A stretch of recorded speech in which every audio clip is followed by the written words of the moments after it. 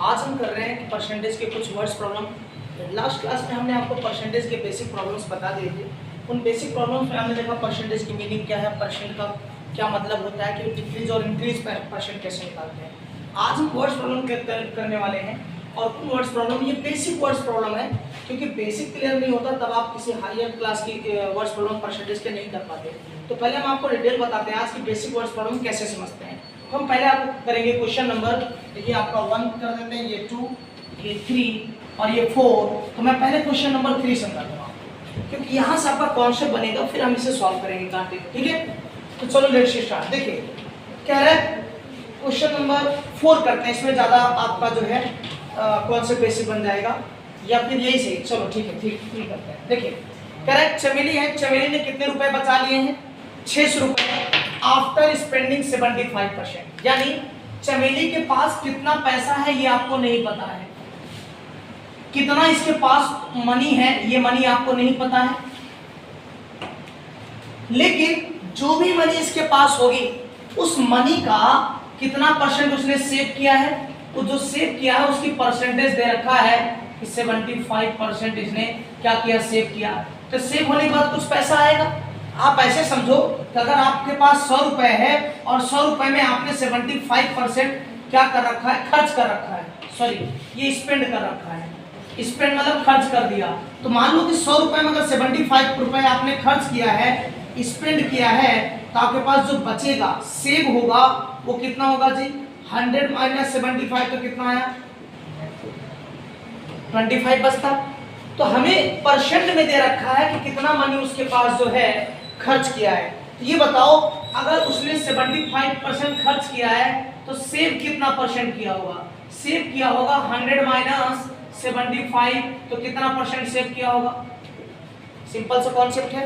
अगर 75% पूरी मनी जितना भी कमाती है, चाहे 10 लाख कमाती हो, 2 लाख कमाती हो, उसका 75% खर्च कर रहा है, तो बचाया कितना होगा? 25%, 25%। तो यानी आपको कह रहा है उसके बाद उसने इफ चमेली हैड इतना रुपीस लेफ्ट आफ्टर, तो लेफ्ट मतलब क्या? बचा हुआ मनी। तो यही 25% किसके बराबर होगा बताइए? समझ गए ना? क्यों? क्योंकि 600 रुपए ही तो बच रहे हैं, तो बचा हुआ पैसा क्या है? सेविंग मनी है, और सेविंग परसेंटेज कितना है? तो दोनों आपस में इक्वल हो जाएंगे। अगर मैं ये मान लेता हूं चमेली के पास x रुपीस है, तो इसका मतलब हुआ कि अगर आप 25% ऑफ x निकाल दीजिए तो ये किसके बराबर होता? 600 रुपए के बराबर होता। इसकी नीड नहीं है आपको। क्लियर हो गया ना? तो आप क्या करें, यहां से सॉल्व करो। 25% का मतलब बताया था आपको 1/100 होता है, जहां भी ये साइन आता है उसे क्या लिख सकते हैं, और ऑफ मतलब मल्टीप्लाई, ये रहा x और यहाँ कितना हुआ 25 पंजा 25, 25 4 जा 4 डिवाइड इधर आके मल्टीप्लाई तो कितना हुआ 2400। मतलब चमेली के पास ओरिजिनल कितना पैसा था, इनकम उसकी इतनी थी। तो मैं क्रॉस चेक करवा दूं, क्रॉस चेक चलो कर लेते हैं। मुझे आप ये बताओ अगर मैं ये पूरे पैसे का 75% निकाल लूं तो वो खर्च वाला मनी आ जाएगा कि नहीं? क्योंकि खर्च वाले की परसेंटेज कितनी है? 75 है। तो अगर आप 75 निकालते हो किसका?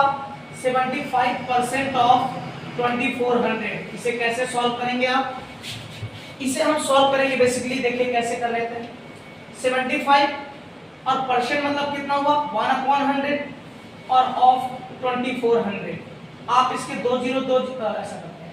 25 3 जा 25 4 जा 4 1 जा 4 6 जा 25 3 जा 25 4 जा 4 1 जा 4 6 जा 600 आया। टोटल देखो कितना आया, मल्टीप्लाई करके 1800 आया। ये 1800 वो पैसा है जो उसने खर्च किया होगा, क्योंकि कहा है ना 75% खर्च किया, तो पूरे पैसे का जो 75% पैसे खर्च किया, तो मतलब परसेंटेज में तो 75% है, लेकिन इसे रुपीस में कन्वर्ट कर रहे हैं तो कितना रुपए आ रहा है? 1800। 1800 रुपए खर्च कर रही है, तो बताओ 24 में अगर 1800 निकाल दो 600 आएगा कि नहीं, जो कि इसकी सेविंग होगी। तो क्रॉस चेक हो रहा है कि नहीं कि जब 75% खर्च कर रही है, इसका मतलब पैसे में कितना खर्च कर रही है? 1800। और अगर टोटल मनी कितनी थी? 2400। अगर 1800 में से 2400 माइनस करा होगा तो आएगा 600 रुपए। तो क्रॉस चेक हो गया कि 600 रुपए बच रहा है। इसका मतलब आपका ओरिजिनल उसकी इनकम कितनी थी? चमेली की इनकम थी कि चमेली जो है इतना पैसा कमा रही है। समझ गए? अब आते हैं नेक्स्ट क्वेश्चन कह रहा है कि एक आदमी है जिसकी सैलरी 10% बढ़ जाती है, और जब सैलरी बढ़ जाती है तो उसकी जो नई सैलरी है इतनी है। तो अभी इसकी ओरिजिनल सैलरी तो पता ही नहीं कि पैसा कितना कमा रहा है।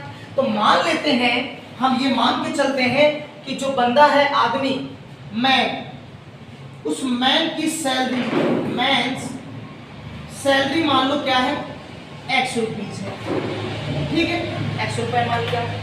इसी पैसे का कितना रुपए परसेंट बढ़ाता है, 10%।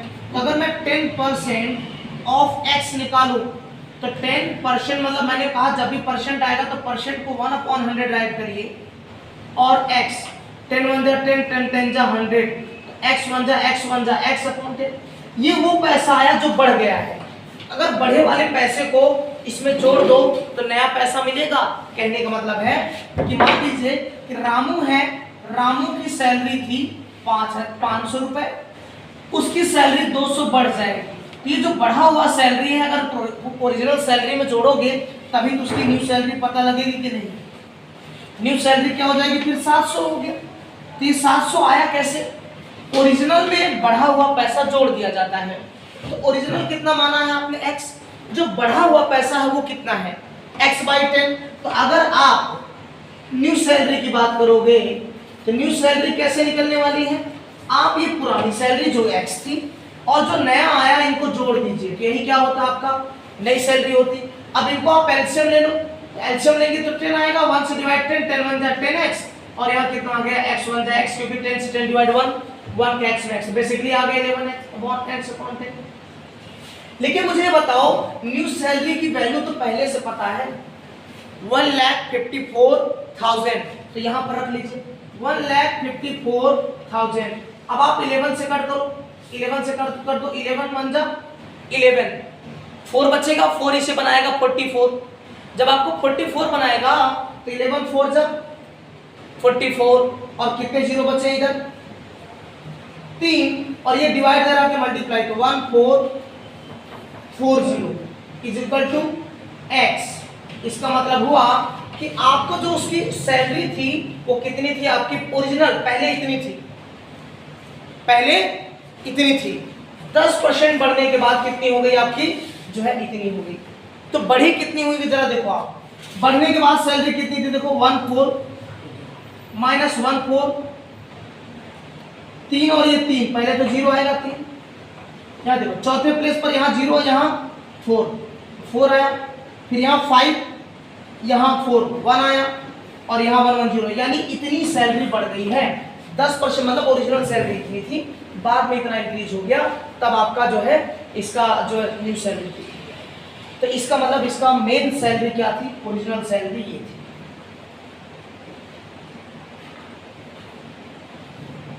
समझ गए। अब हम पढ़ते हैं, नेक्स्ट क्वेश्चन करते हैं। यहाँ देखिए कह रहा है, ये वाला आसान है, इसकी नीड नहीं समझाने के लिए बताया तो हम इरेज करते हैं। अब यहाँ देखिए कह रहा on Sunday 845 people went to zoo, यानी कि जब उन्होंने रिकॉर्ड देखा तो संडे को जो देखने जो गए थे लोग उनकी संख्या कितनी थी जी, 845 थी। अब आपसे कह रहा है कि मंडे को केवल इतने पीपल्स गए, तो यानी संख्या घट गई। सीधे 840 से सीधे कितनी हो गई जी, उनकी संख्या 169 हो गई। तो संख्या घट गई ना, कितनी संख्या घटी है निकालने के लिए क्या करोगे आप, इसी दोनों को माइनस करोगे तो आपको ये पता लग जाएगा कितने पीपल्स नहीं गए। ठीक है, जैसे आप ऐसे समझो आजकल चैनल पर क्या है, आपने देखा कि संडे को आपके पास सब्सक्राइबर थे आपके चैनल पर 100, लेकिन जैसे आपने मंडे को देखा तो आपके पास जो सब्सक्राइबर की संख्या बची थी वो बची थी 75। तो बताओ कितने लोग कम हो गए, आप इसमें से माइनस कर दो, पता लग गया कि 25 लोग कम हो गए। तो ये जो वैल्यू आई है किसकी आएगी, जो कम हो गए।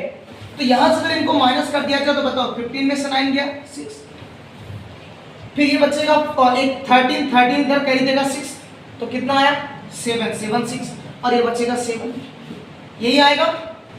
चेक करो 9 6 15, 6 6 12 13 14 7 8 ज़्यादा हो रहा है, यहाँ बचा होगा 7 में से 1 गया, अब सही है 9 6 15 7 13 14 6 7 8। इतने लोग नहीं गए थे, इनकी कम होने की संख्या कितनी थी 676 लोग कम गए। अब आप देखो, आपको कह रहा बताइए डिक्रीज हो रहा है, कैसे पता, पहले 845 था, बाद में 169 हो गया, तो डिक्रीज हो रहा है। तो डिक्रीज परसेंट डायरेक्ट मैंने आपको बताया था, कल भी बताया था, डिक्रीज परसेंट निकालना हो तो पहले क्या लिखना चाहिए न्यूमरेटर में, वो वैल्यू रखो, डिक्रीज वैल्यू लिखनी चाहिए। कौन सी वैल्यू? डिक्रीज वैल्यू लिखो। अगर इंक्रीज कहता तो इंक्रीज लिखते, डिक्रीज वैल्यू, और यहां क्या लिखते? ओरिजिनल। और परसेंट में बदलने के लिए किससे मल्टीप्लाई करते हो? तो जरा मुझे अब बताओ, पहले 840 थे, जब 169 हुए तो डिक्रीज की संख्या कितनी थी? 676। और ओरिजिनल कौन था? ये मानेंगे ना ओरिजिनल, क्योंकि इससे ये हुआ है। तो ओरिजिनल कितना था? 845, और मल्टीप्लाई किससे कर दीजिए? 100 से। अब आप इसको सॉल्व करें, जब आप इसको सॉल्व करेंगे तो जो आपका वैल्यू आएगा वो परसेंट में आएगा। तो चलो कट कर लेते हैं। तो कितना हो रहा है ये आपका?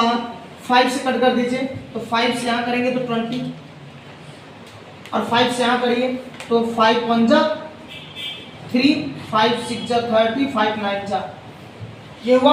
और ये करो 16, ये 3 जा हो रहा है हमें लग रहा है, क्या 3 2 जा नहीं, 27 कितना जा रहा है? 13 से जा रहा है। चलो चेक कर लेते हैं। 13 जा, और यहाँ 13 से करो, 13 5 जा 65, 2 आया, 13 2 जा, 13 1 जा, 13 4 जा, कितना आया? 20 का 4 में, तो कितना आया? 80%। यानी मैं आपको चाहो तो और आसान तरीका बताता हूँ। अब सोचो, आपका ऐसे समझो कि मान लो आपका 845 मार्क्स का पेपर था, उसमें से आपको मिले कितने?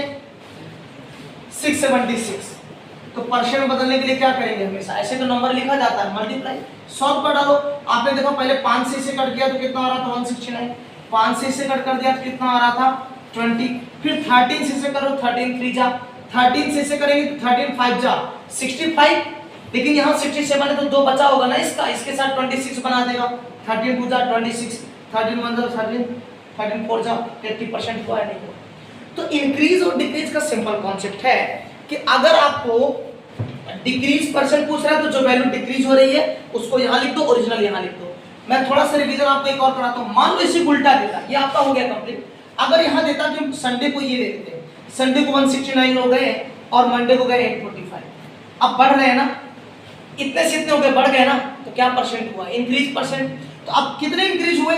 6 7, यहाँ रख दो, ओरिजिनल हो, ओरिजिनल अब ये होगा, अब ओरिजिनल ये हो जाएगा और आपका इंक्रीज परसेंट आ जाएगा।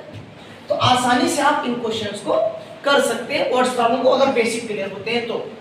अब एक और क्वेश्चन हमारे पास है, ये काफी अच्छा है। ये क्वेश्चन ऐसे क्वेश्चन 6th क्लास के होते हैं, इसलिए मैंने एकदम बेसिक लिया कि जहां से परसेंटेज के क्वेश्चन शुरू होते हैं वर्ड्स प्रॉब्लम। बेसिकली वैसे तो नॉर्मल परसेंटेज के कॉन्सेप्ट आपको क्लास 6 7 से मिल जाते हैं।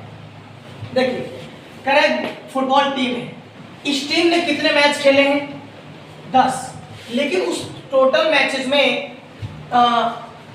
आउट ऑफ द जीतने वाले मैचेस की संख्या टोटल 10 नहीं खेले। उसने कहा 10 मैच जो है उन्होंने जीते हैं, लेकिन कितने खेले हैं हमें पता नहीं है। तो कह रहा बताओ कितने मैचेस खेले हैं। तो मान लेते हैं let total matches, total number of matches played by team, जो टीम ने पूरे मैचेस प्ले किए हैं उनकी संख्या मान लेते हैं x है, उसमें से जीता कितना है? 10। और कह रहा अगर उनका विन परसेंट 40% हो, यानी अगर विनिंग परसेंट 40 है तो लॉस्ट कितने होंगे? 60%। भाई 40 जीते हैं तो कितना परसेंट हारे होंगे? 60%। अब आपसे देखो यहाँ पर जीतने की संख्या कितनी? 10। तो अगर आप देखो इस पूरे की विनिंग परसेंट 40 ले ले तो यानी 40% ऑफ x, ये वो संख्या आएगी जो जीते होंगे। और यही वैल्यू पहले से कितनी दे रखी है? 10। विनिंग परसेंट हो गया। अगर लॉस वाला दिया होता तब 60 लेते, तब यहाँ लॉस के बराबर लेते, कितना उन्होंने मैच हार गए, लॉस कर दिया। अब कैलकुलेट कर लो 40, अगेन इसकी मीनिंग होती है 1/100 और ऑफ मतलब मल्टीप्लाई और x मतलब x इक्वल 10। अब यहाँ से 0 0 कैंसिल, ये 10 से इधर जाएगा, या 2 2 जा 4 2 5 जा 10, 2 1 जा 2 2 5 जा 10, 5 से 5 उधर गया, कितना आया यानी टोटल मैचेस की संख्या कितनी थी 25, और उसमें अगर उन्होंने 10 जीते हैं तो हारे कितने होंगे 15। 25 माइनस 10, तो ये उनकी विनिंग टोटल जो है टोटल मैचेस की संख्या आ गई कि 25 मैचेस खेले थे। चलो तो मैं चाहे तो और चेक करा देता हूं आंसर। मुझे बताओ 40% वो जीते थे तो हारे कितने परसेंट होंगे। अगर मैं नंबर ऑफ मैचेस लॉस्ट, अगर मैं ये बोलूं कितने मैचेस लॉस्ट कर दिए तो आप कैसे निकालोगे भाई। टोटल 25 था, जीतने वाली संख्या 10 थी मैच की, तो कितने आ गए 15। ये वो मैचेस आ गए जो हार गए, हारे हुए मैचेस की संख्या आ गई ना। मैं अगर इसे ऐसे क्रॉस चेक करूं, ये बताओ टोटल मैच x है, अगर 40% वो जीते हैं तो हारे कितने होंगे 60%। अगर मैं इस x का 60% कैलकुलेट करूं तो वो किसके 15 आना चाहिए ना। और आपने x की वैल्यू तो पहले निकाल ली कितनी, अब तो निकल चुका है ना कि हमें टोटल मैचेस कितने थे 25, 60 और परसेंट मतलब कितना है। देखो 10 10 कैंसिल, 2 3 जा, 2 5 जा, 5 1 जा, 5 5 जा, 5 3 जा। चेक कर लो क्रॉस चेक हुआ कि नहीं कि 15 ही मैच तो हारे हैं। तो इस तरीके से आप परसेंटेज के कॉन्सेप्ट आसानी से कर सकते हैं। फिर करेंगे हम कुछ नेक्स्ट और अच्छे क्वेश्चंस। गुड डे, मेहनत करते रहिए।